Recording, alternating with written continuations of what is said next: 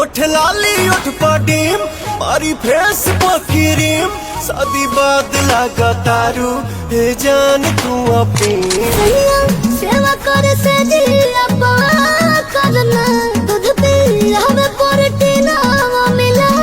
करना तबे भइल बा कमरिया मोर चाह करना तबे भइल बा कमरिया मोर चाह करना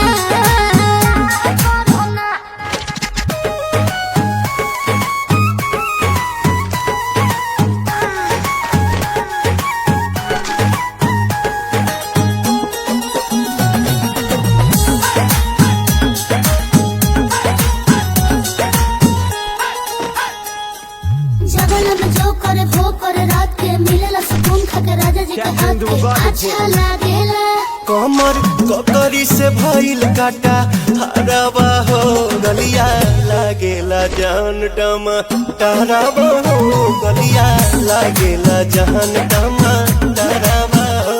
ओहे तोर गया तुझे को में पार करना अपने खाला पहले हम के खिया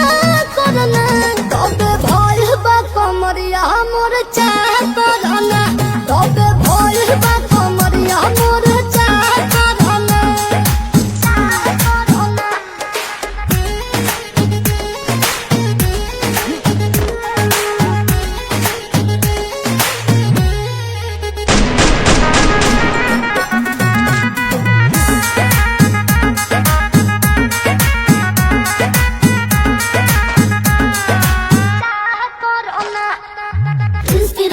के प्यार देखे धांसो हर घरे जरत रहेली मोर सासू बुरा लागेला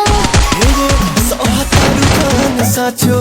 पीरा हो तबे भइल जवानी जला जीरा हो